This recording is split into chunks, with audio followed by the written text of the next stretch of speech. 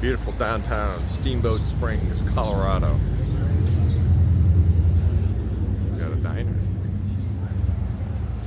here with cougar bait and pockets. Cougar bait's wife and mother-in-law. It's so good. We're gonna check out the diner for lunch. What do you guys think? You look at the menu? We've had a great zero day here in Steamboat Springs. Been staying at a condo. Many thanks to Cougar Bait and his wife and mother-in-law. Rented this place and graciously invited in me and Pockets and just Jim. Had the day off. Want to bring up a couple things. One, I got a question from someone viewing the YouTube channel asking about InReach and how I use InReach. So I have an InReach Mini, which I think many of you see, that I keep right on my right shoulder, and how I use it. So the InReach Mini has a smaller battery than the normal InReach, so the battery doesn't last as long. So I do manage that pretty carefully. Normally, I don't keep it on during the day. I only turn it on at night. And so I send a email or I send a notification that goes via text. It can be either text or email, but it's a pre-programmed message that I send back to my family, and it gives the lat long with a mapping function of where I am. So they, number one, know I'm safe, and number two, know where I am.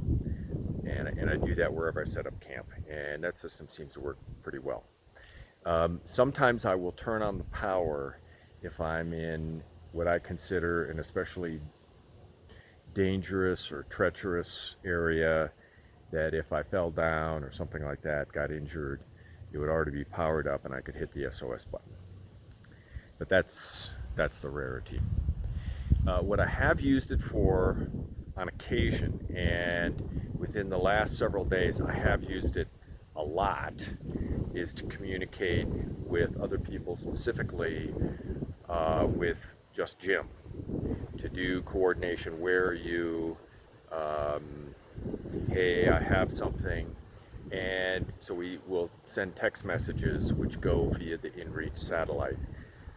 So even if we're out of cell range, we can communicate with one another. Now, we obviously both need to have our InReaches on at the time. He keeps his on all the time.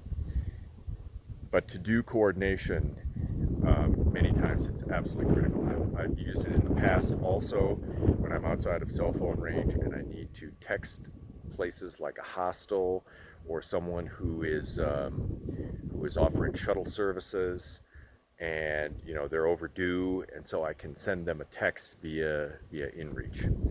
And there are different programs that they have, where how many free ones you get per month, etc. But I've never really run into a major issue of like overusing that. But that was a good question, and that's how I use it.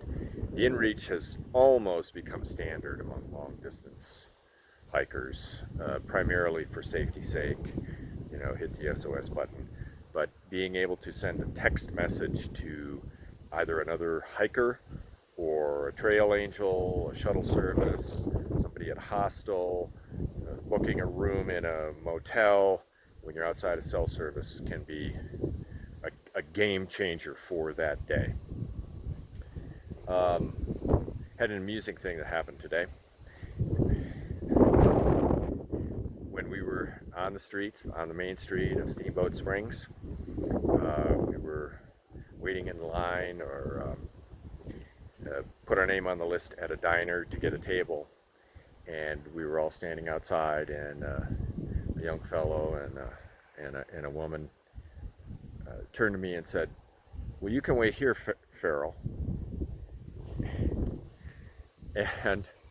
And I turned to Cougar Bait and Pockets, and I said, "Who put him up for this?" And so I got recognized on the streets of Steamboat Springs by a local fellow who just recognized me, which just blows my mind. But anyway, there we are.